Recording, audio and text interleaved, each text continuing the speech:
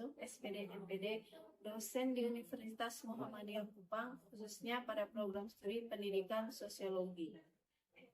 Video ini merupakan pernyataan diri dosen pada unjuk kerja Tridharma Perguruan Tinggi, khususnya pada bidang pengajaran sebagai syarat sertifikasi dosen tahun 2025 pada bidang pengajaran. Adapun mata kuliah yang saya ajarkan adalah mata kuliah Sosiologi Keluarga dan Gender, yang mana mata kuliah ini merupakan mata kuliah wajib pada program studi pendidikan sosiologi dan sesuai dengan keilmuan saya. Mata kuliah ini bertujuan untuk membekali mahasiswa dengan kerangka teoritis maupun analitis isu kompleks yang berkaitan dengan keluarga dan gender pada masyarakat modern. Adapun penilaian biasanya dikombinasikan dari beberapa aspek. Yang pertama, kehadirannya, yang berikutnya partisipasi aktif ketika di kelas, kemudian UTS, UAS, dan tugas individu ataupun kelompok. Secara garis besar, mata kuliah Sosiologi Keluarga dan Gender akan diajarkan 16 kali pertemuan, di mana kedua diantaranya yaitu UTS dan UAS. Dan 14 kali pertemuan lainnya yaitu perkuliahan secara tatap muka.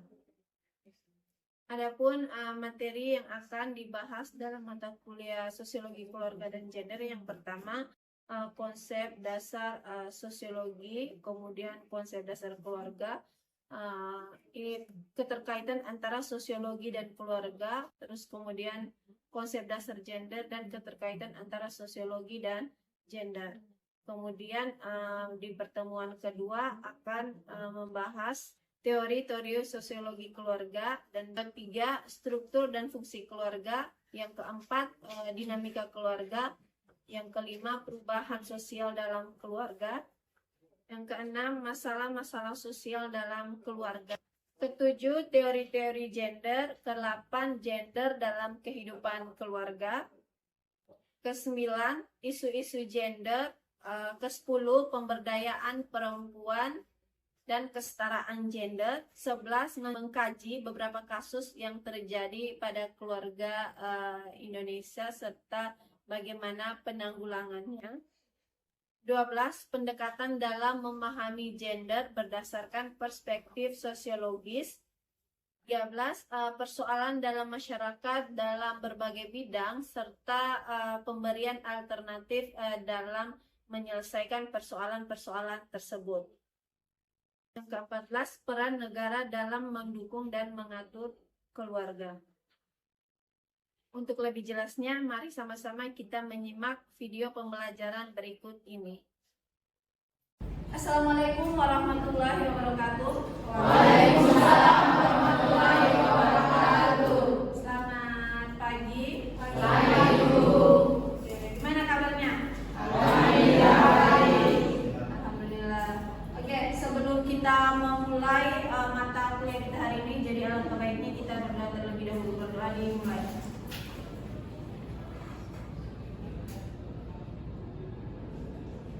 Berdoa selesai. Oke, jadi mata kuliah kita di semester ini, karena ini pertemuan pertama kita ya, mata kuliah Sosiologi Keluarga dan Gender. Adapun pokok bahasan dalam pertemuan pertama kita ini, pertama ada 5 di sini. Yang pertama menjelaskan konsep sosiologi, kemudian yang kedua menjelaskan konsep keluarga, yang ketiga menjelaskan keterkaitan antara sosiologi dan keluarga, terus kemudian yang keempat menjelaskan konsep gender, dan yang kelima keterkaitan antara sosiologi dan gender. Nah, sekarang kita lihat yang pertama, apa itu sosiologi? Saya rasa sudah jelasin ya. Silakan, apa itu sosiologi? Oke, silakan yang di belakang. Sosiologi mempelajari berbagai aspek masyarakat. Oke, mempelajari berbagai aspek masyarakat. Oke, kita beri aplaus. Oke, ada yang lain? Oke, silakan. Mana? Sosiologi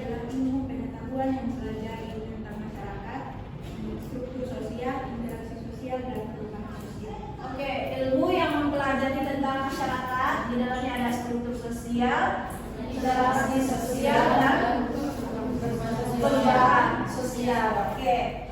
Nah, kita lihat sama-sama. Sudah benar ya semua yang dijawab sama teman kalian itu sudah masuk di dalamnya apa itu sosiologi. Nah, kita lihat. Oke, sosiologi adalah ilmu yang mempelajari tentang masyarakat. Sudah dijawab sama teman kalian kedua-duanya tentang masyarakat. Terus kemudian ada interaksi di dalamnya, ya kan? Ada interaksi, terus kemudian dan institusi sosial. Institusi sosial itu seperti apa? Kira-kira seperti apa? Institusi sosial. Misalnya seperti keluarga. Keluarga itu masuk dalam institusi sosial. Berikutnya ada pendidikan. Terus kemudian pemerintahan itu masuk dalam institusi sosial dan sebagainya. Nah, secara etimologi sosiologi itu berasal dari dua kata. Yang pertama sosial yang artinya kawan, sedangkan logos pengetahuan. Berarti sosiologi adalah ilmu yang mempelajari tentang pertemanan atau masyarakat seperti itu. Oke.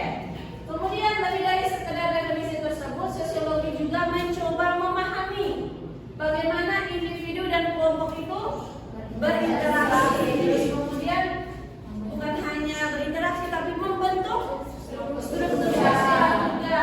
Kemudian menciptakan budaya, karena masyarakat itu yang menciptakan budaya, ya kan? Masyarakat yang menciptakan budaya.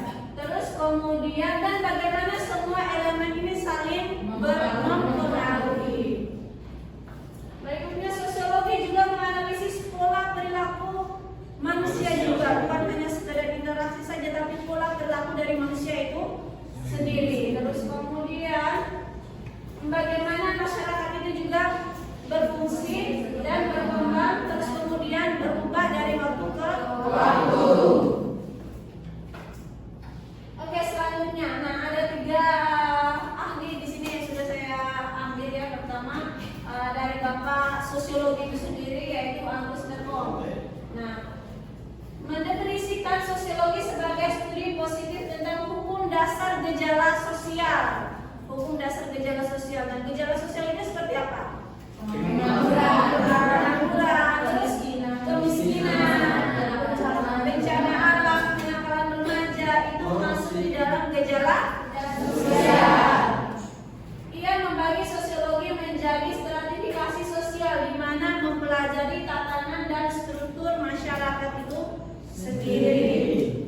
Kemudian menurut Durkheim di sini, sosiologi adalah ilmu yang mempelajari tentang fakta-fakta sosial. Fakta sosial adalah cara kita bertindak, berpikir dan berperasaan yang ada di luar individu itu sendiri dan memiliki kekuatan untuk mengendalikan individu itu sendiri. Misalnya seperti ini, fakta sosial, rambu-rambu lalu lintas. Misalnya lampu merah berarti harus berhenti. Tidak boleh mengambil jalannya orang, ya kan? Tidak boleh lawan arus, ya lawan arah, itu tidak boleh. Nah, ini kan termasuk di dalam fakta sosial. Ketika seseorang itu melanggar, maka akan terjadi kekacauan di situ.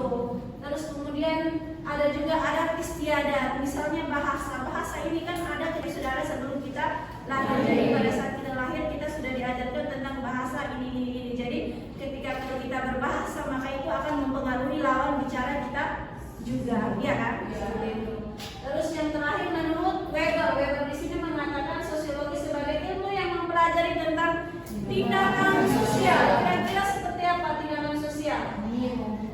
Meniru. Terus apa lagi?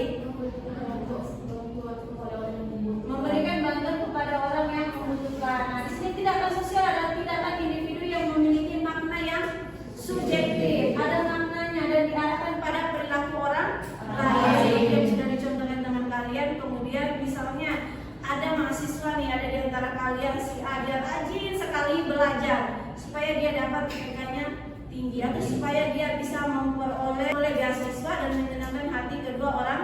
Jadi ada efek-efek tertentu untuk orang lain dari tindakan kita itu sendiri. Oke, jelas ya apa sosiologi menurut para ahli, jelas ya? Jelas. Selanjutnya, nah dari semua rumusan atau definisi tadi dapat kita katakan bahwa setiap definisi sosiologi itu sebenarnya hanya punya 2 unsur. unsur pokok. Yang pertama, Manusia. ada manusia, dan yang kedua,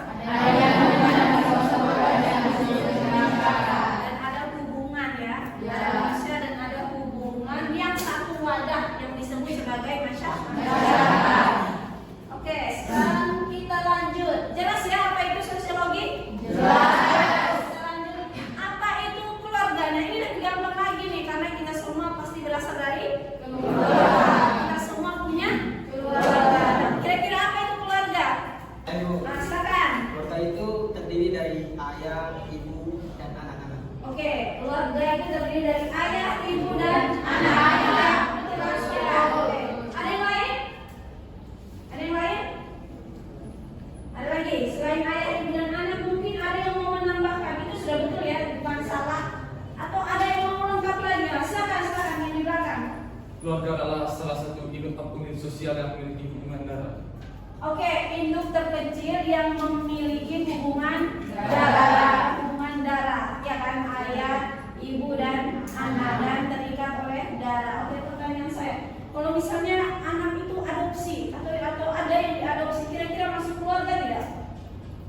Keluarga masuk ya? Kenapa kok masuk? Kenapa? Karena apa? Ya, silakan. Karena mereka sudah tinggal di satu rumah. Oke, karena mereka tinggal di satu rumah. Atau ada bukti lain lagi? Kira-kira kenapa selain tinggal satu rumah? Apa lagi? Silakan. Karena anak yang diadopsi bisa jadi dimasukkan ke kartu keluarga ini. Betul, bisa dimasukkan ke dalam kartu keluarga. Oke, selanjutnya, nah dari kedua definisi tadi dapat kita bisa melihat penekanannya itu berbeda ya. Tapi tetap saja mempunyai makna atau intinya itu sama, bahwa keluarga itu adanya ikatan darah, ikatan perkawinan maupun adopsi ya, itu disebut sebagai keluarga. Kemudian tempat tinggalnya juga bersama ya, punya rumah. Terus fungsi vitalnya mereproduksi, mensosialisasikan, dan memberi dukungan. Dukungan juga kita dapatkan di dalam keluarga juga. Terus kemudian dan interaksi yang menciptakan identitas bersama. Oke, jelas ya? Nah, yang berikutnya, setelah kalian menyimak tadi apa itu sosiologi, apa itu keluarga, pertanyaan saya, kira-kira apa hubungannya antara sosiologi dan keluarga? Saya Bu, karena keluarga adalah bagian dari masyarakat. Oke, karena keluarga adalah bagian dari masyarakat. Oke, betul ya? Karena keluarga bagian dari masyarakat. Karena tadi sosiologi adalah ilmu yang mempelajari tentang masyarakat. Oke, kita lihat sama-sama ya. Keluarga adalah unit sosial terkecil dalam masyarakat yang terbentuk dari individu-individu yang mana terikat oleh hubungan darah, terus perkawinan, dan adopsi. Jadi itu disebut dengan keluarga ya. Adopsi juga masuk di keluarga. Keluarga itu memiliki peran yang sangat sentral dalam sosialisasi individu, betul tidak? Betul. Ketika kita misalnya dilarang mencuri misalnya, itu kan pertama kali kita tahu dari keluarga dulu kan. Orang tua dulu yang mengajarkan kita waktu kita kecil-kecil. Tidak boleh ambil mau punya uang di dalam dompet, ya kan? Kalau keluar rumah harus minta izin. Keluar harus sampai jam begini, tidak bagus anak perempuan kalau keluar lewat dari jam begini. Ini kan sebenarnya disosialisasikan di dalam keluarga. Bukan setelah kita di sekolah dulu baru kita tahu, tapi di dalam keluarga dulu sebelum kita di masyarakat, terus kemudian di sekolah, tapi sudah disosialisasikan terlebih dahulu di keluarga itu sendiri. Dalam sosiologi, keluarga dipandang sebagai agen sosialisasi primer, agen sosialisasi yang pertama. Ya kan, tempat pertama kali individu belajar tentang dunia. Ya, betul ya? Terus dan perannya di dalamnya atau di dalam masyarakat. Oke. Sementara definisi keluarga menurut para ahli, nah di sini ada dua ya. Yang pertama mengatakan keluarga sebagai sekelompok orang yang disatukan oleh perkawinan, terus darah, adopsi, yang kemudian membentuk satu rumah tangga, ya, satu rumah tangga berinteraksi dan berkomunikasi satu sama lainnya dalam peran sosial utama sebagai suami dan istri. Terus kemudian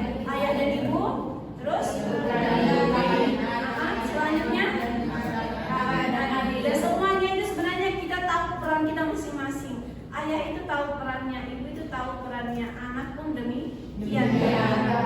Oke, definisi ini menyoroti aspek interaksi, kemudian peran sosial dari keluarga itu sendiri dan pembentukan budaya di dalam keluarga. Dan pendapat kedua mengatakan keluarga, melihat keluarga itu khususnya keluarga inti ya, di sini keluarga inti sebagai unit yang memiliki dua fungsi dasar, yang mana kedua fungsi ini tidak dapat digantikan oleh institusi lain. Apa fungsi dasarnya? Yang pertama, sosialisasi anak primer. Seperti tadi yang sampai saya katakan bahwa sosialisasi anak primer, tempat pertama anak memperoleh segala macam pengetahuan, disosialisasikan pertama kali yaitu di keluarga. Terus kemudian stabilisasi kepribadian orang dewasa atau memberikan dukungan emosional dan tempat perlindungan dari tekanan dari orang tua ya, seperti diberikan rumah ya, tempat tinggal yang layak untuk keluarga, untuk anak-anaknya. Jadi jelas ya apa itu keluarga. Kita lihat sama-sama ya, keterkaitan antara sosiologi dan keluarga itu sebenarnya sangat mendalam dan sangat esensial. Keluarga bukan hanya sekedar unit individu saja, tetapi juga sebuah institusi sosial. Tadi kan sudah di depan institusi sosial, keluarga itu termasuk institusi sosial. Sosial dan sosiologi secara khusus mempelajari institusi sosial itu sendiri, mempelajari keluarga itu sendiri. Nah, berikut adalah beberapa poin analisis mengenai keterkaitan antara sosiologi dan keluarga. Pertama, keluarga sebagai unit analisis sosiologi, karena keluarga itu sering disebut sebagai mikrokosmos masyarakat, di mana nilai, norma, moral, konflik yang terjadi di lingkup keluarga seringkali mencerminkan atau dipengaruhi oleh struktur dan isu-isu yang lebih besar dalam masyarakat ya, dalam masyarakat. Nah, sosiologi itu menganalisis keluarga untuk memahami pola sosialisasi yang lebih luas. Misalnya tempat sosialisasi primer. Nah, keluarga adalah agen sosialisasi yang paling pertama ya. Tadi kan sudah disebut agen sosialisasi pertama. Sosialisasi apapun itu, penyampaian tentang apapun itu pertama kali kita dapatkan di dalam keluarga. Terus kemudian pengaruh struktur sosial terhadap keluarga. Yang pertama ada ekonomi, misalnya kondisi ekonomi masyarakat, kemiskinan, terus kesenjangan pendapatan, jenis pekerjaan yang tersedia sangat berpengaruh terhadap struktur dan fungsi keluarga itu sendiri, baik itu struktur dan fungsi maupun peran dari keluarga itu sendiri. Misalnya kalau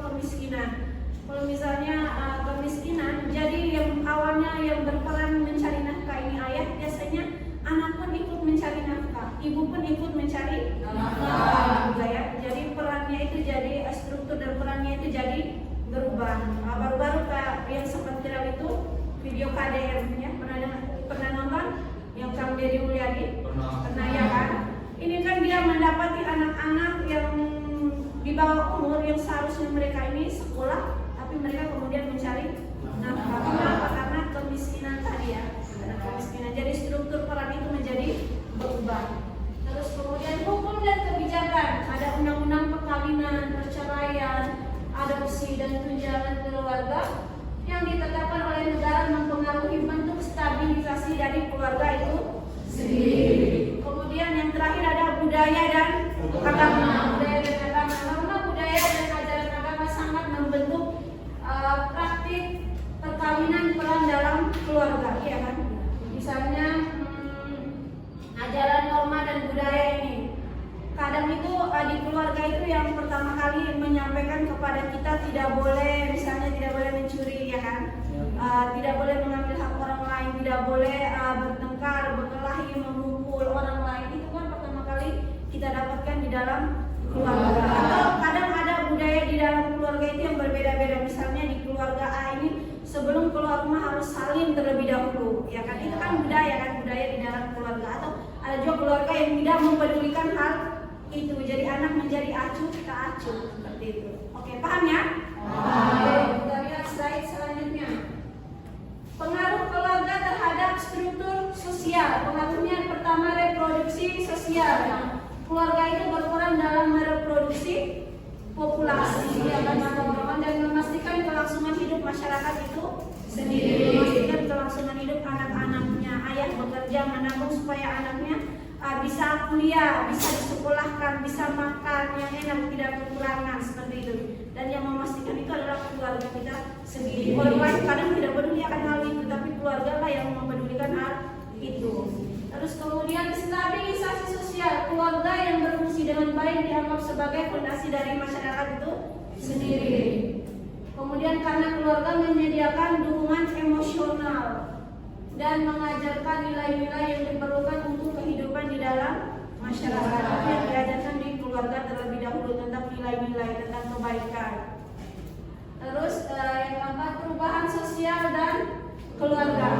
Sosiologi mengamati bagaimana perubahan sosial yang terbesar, kemajuan teknologi dan gerakan feminisme telah mengubah struktur dan fungsi dari keluarga itu sendiri. Misalnya pergeseran dari keluarga besar agraris ke keluarga besar industri, peningkatan angka perceraian, terus kemudian penurunan angka kelahiran dan munculnya beragam bentuk keluarga baru. Misalnya kita ambil contoh ya, penurunan angka kelahiran. Kalau sekarang kan melihat, kalau dulu orang tua itu banyak anak kan, anaknya banyak. Sekarang itu anak muda banyak, bahkan ada yang child free ya. Pasangan muda itu tidak mau punya anak karena mereka takutnya justru mereka itu tidak bisa membiayai anak ini, menghidupi memberi kehidupan yang layak kepada anak ini. Jadi banyak sekali tingkat penurunan anak itu di masa sekarang, apalagi pasangan-pasangan muda itu kadang hanya mau satu anak saja, 2 anak, bahkan ada yang tidak mau punya anak gitu. Perubahan ini kemudian menjadi objek studi sosiologi keluarga untuk memahami dampaknya pada individu dan masyarakat secara keseluruhan. Nah, berikutnya kita lihat singkatnya, sosiologi menyediakan kerangka teoritisnya dan metodologi untuk menganalisis keluarga tidak hanya sebagai kumpulan individu saja, tetapi sebagai institusi sosial yang kompleks dan dinamis yang bisa berubah kapan saja dan saling terkait dengan struktur masyarakat yang lebih luas. Keluarga adalah laboratoriumnya, tempat di mana sosiologi itu dapat mengamati bagaimana norma, bagaimana nilai, kekuasaan dan perubahan sosial terwujud dalam kehidupan sehari-hari. Oke, jadi jelas ya keluarga itu apa? Cukup jelas. Keterkaitan antara sosiologi dan keluarga jelas? Jelas. Jadi sudah pasti ada keterkaitan, betul ya? Sudah pasti ada keterkaitan. Oke, sudah ya, sudah paham. Nah, sekarang kita masuk apa itu gender. Tadi kan ada sosiologi, keluarga dan gender. Nah, pertanyaan saya, gender itu apa? Saya Bu. Oke, silakan berdiri ya, sudah kelihatan. Jadi gender itu adalah sebuah perbedaan perilaku, peran dan tanggung jawab antara laki-laki dan perempuan dalam sebuah masyarakat. Oke, perbedaan peran antara laki-laki dan perempuan di dalam masyarakat itu yang disebut dengan gender. Ada lagi yang lain? Yang lain? Saya Ibu. Oke, silakan. Apa? Gender adalah jenis kelamin laki-laki dan perempuan. Oke, gender itu jenis kelamin antara laki-laki dan perempuan. Oke, jadi sebenarnya gender itu dapat dilihat dari 2 sisi ya. Ada secara biologis dan ada secara sosiologis. Nah, tadi yang dijawab sama teman kalian yang di belakang ini itu sebenarnya secara sosiologis ya, secara sosiologis. Kalau secara biologis itu ya laki-laki dan perempuan sesuai dengan ciptaan Tuhan yang mana tidak bisa dirubah ya, tidak bisa Gender adalah suatu istilah yang digunakan untuk menggambarkan perbedaan antara laki-laki dan perempuan secara sosial. Nah, kita lihat lagi yang kedua. Gender adalah kelompok atribut dan perilaku yang dibentuk secara culture, ya, yang dibentuknya secara culture yang ada pada laki-laki dan perempuan. Kita lihat lagi berikutnya. Konsep gender secara biologis dan sosiologis. Tadi sudah sampaikan sebenarnya ada 2, ada yang secara biologis, yang ada secara sosiologis. Secara biologis itu seperti apa? Dia kodrati, yaitu pemberian Tuhan. Kemudian tidak dapat diubah, laki-laki yang seperti ini, perempuan dia seperti ini, tidak bisa diubah. Terus kemudian peran seksnya, laki-laki misalnya reproduksi, perempuan mereproduksi. Terus kemudian perempuan itu bisa hamil, bisa melahirkan. Laki-laki tidak bisa itu ya. Jadi ini adalah konsep gender biologis. Kemudian berikutnya gender secara sosiologis. Culture atau adat istiadat dibentuknya karena culture dan adat istiadat. Kemudian dibentuknya setelah lahir. Setelah lahir diajarkan melalui sosialisasi. Kemudian konstruksi sosial yang membentuknya adalah masyarakat. Terus kemudian dia juga dapat berubah ya. Dan perannya kadang berbeda. Misalnya perempuan itu kadang katanya harus masak, mencuci, mengurusi anak, mengasuh anak, itu adalah tugas perempuan. Padahal laki-laki sebenarnya bisa juga masak. Ya, kau bisa masak tidak Nyom? Nah, bisa kan? Nah, bukan hanya perempuan, berarti laki-laki bisa juga masak, ya kan? Ya. Padahal laki-laki bisa masak, bisa mencuci, bisa mencuci, berarti bisa semua kan? Berarti bukan hanya perempuan saja. Jadi perbedaannya itu secara culture masyarakat yang membentuknya bahwa perempuan harus yang memasak, mencuci, mengurus anak adalah perempuan. Laki-laki cukup bekerja saja. Padahal laki-laki pun ada yang bisa memasak. Dia bisa mengerjakan tugas perempuan juga. Ya kan? Ini adalah gender yang dibentuk secara culture atau secara sosiologis. Kita lihat lagi elemen kunci dalam konsep gender. Yang pertama, gender sebagai konstruksi sosial. Gender itu dibentuk oleh masyarakat. Ini adalah inti dari konsep gender, masyarakat yang menciptakan aturan. Seperti tadi, perempuan harus bisa masak, mencuci, itu kan masyarakat yang menciptakan, ya kan? Padahal laki-laki pun sebenarnya kalau disuruh mencuci masak itu bisa. Tentang bagaimana laki-laki dan perempuan harus berperilaku. Kemudian aturan ini bukan berdasarkan biologis tadi, bukan berdasarkan biologis, melainkan hasil dari interaksi sosial, sejarah maupun budaya. Jadi yang dibentuknya adalah masyarakat yang membentuknya, yang memberikan tugas laki-laki itu ya ini, tugas perempuan itu ya ini, ada itu adalah masyarakat. Gender yang dibentuk oleh masyarakat. Kemudian misalnya di beberapa budaya laki-laki mungkin memakai rok, seperti di Skotlandia, sementara di budaya lainnya rok itu dianggap sangat feminim. Yang pantas pakai rok adalah laki-laki, adalah perempuan. Kita di Indonesia. Ini kan budaya. Padahal sebenarnya kalau mau laki-laki pakai sah-sah saja kan. Tapi karena budaya tadi, ketika laki-laki menggunakan rok di Indonesia, orang akan menertawakannya, akan merasa aneh, akan merasa lucu ya kan, karena budayanya seperti itu. Tapi di Skotlandia itu adalah hal yang biasa. Oke, paham ya? Oke, berikutnya yang kedua, peran dari gender itu sendiri. Nah, harapan sosial tentang bagaimana individu itu harus berpikir, merasa, bertindak berdasarkan jenis kelamin yang disosialisasikan kepada mereka. Contohnya peran gender. Laki-laki diharapkan bisa menjadi pencari nafkah utama. Kita di Indonesia begitu ya. Yang mencari nafkah utama adalah laki-laki. Sedangkan perempuan diharapkan menjadi pengurus rumah tangga dan mengasuh anak. Ya, itu adalah budaya sebenarnya. Padahal perempuan juga bisa mencari nafkah juga. Laki-laki pun bisa mengerjakan pekerjaan yang dikerjakan oleh perempuan.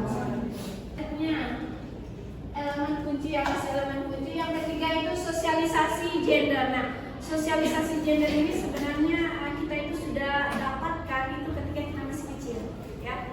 Ketika masih kecil dan di dalam keluarga juga sebenarnya. Di dalam keluarga sendirinya yang mengajarkan kita tentang peran gender ini ya. Misalnya anak di sini dikatakan sosialisasi ini dimulai sejak lahir. Misalnya anak perempuan itu diberi warna pink, ya. Karena anak perempuan, anak laki-laki diberi warna biru.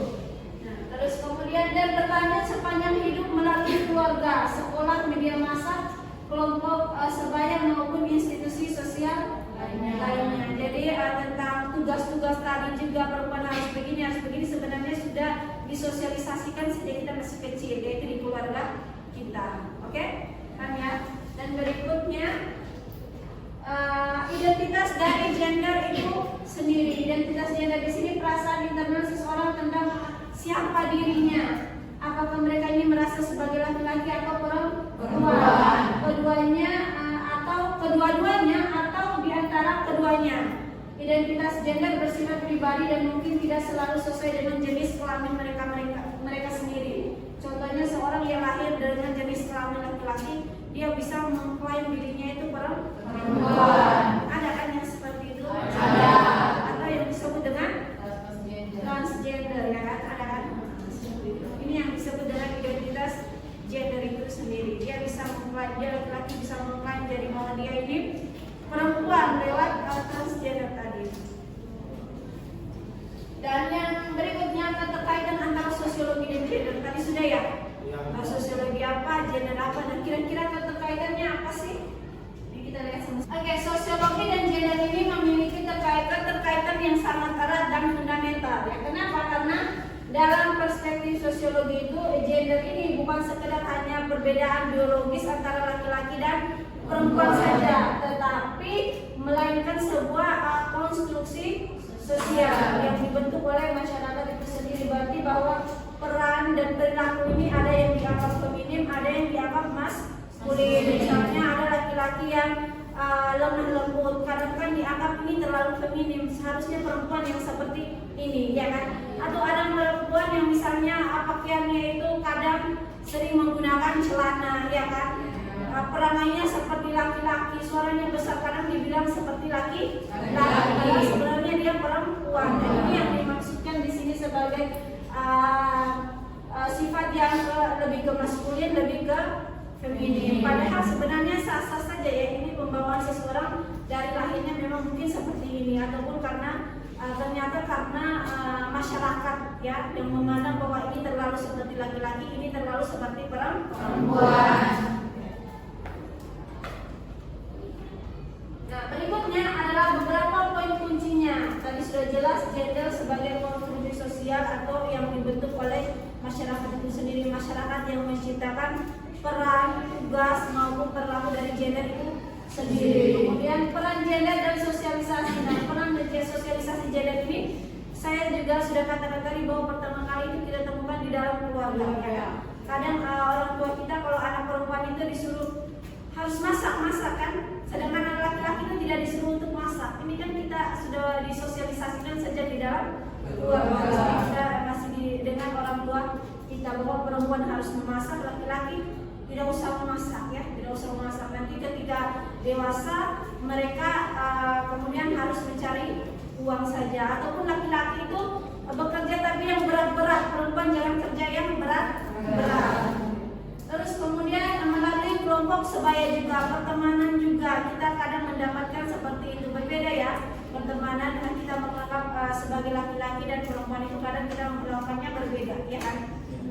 Terus kemudian melalui pendidikan juga, kadang kita seperti ini juga ya, di pendidikan juga sebenarnya kita disosialisasikan dan tanpa kita sadari sebenarnya kita disosialisasikan tentang peran dan tugas dari gender itu masing-masing. Tentunya berbeda ya, perempuan dilakukan berbeda, laki-laki pun berbeda. Yang berikutnya adalah struktur sosial dan ketidaksetaraan gender. Nah, ada pembagian kerjaan. Kadang kerja dalam dunia pekerjaan itu perempuan dikasih di bagian-bagian yang di bawahnya laki-laki, yang menjadi direktur, yang menjadi atasan, kebanyakan itu laki-laki ketimbang perempuan. Karena kenapa perempuan dianggap kurang logis ya? Karena perempuan itu selalu pakai perasaan, beda dengan laki-laki ya. Gitu. Jadi kedudukannya kadang di pekerjaan selalu di bawahnya laki-laki, kebanyakan ya di bawahnya laki-laki.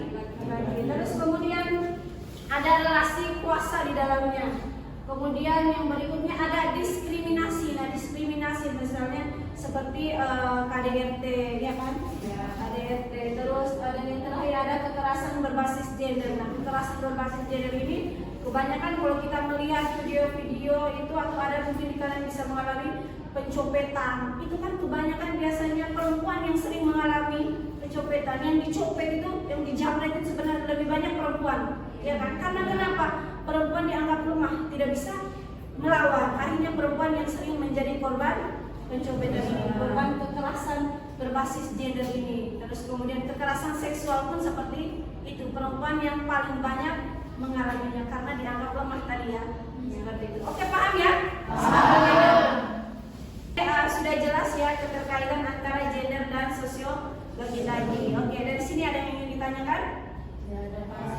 Pas? Oke, berarti semua sudah paham ya? Kita lihat apa ini slide selanjutnya. Oh, tugas. Nah, ini ada tugas yang nantinya akan dikumpulkan minggu depan. Dan kalian juga sudah paham semua. Jadi untuk hari ini kita cukupkan sampai di sini. Sampai ketemu minggu depan. Wassalamualaikum warahmatullahi wabarakatuh.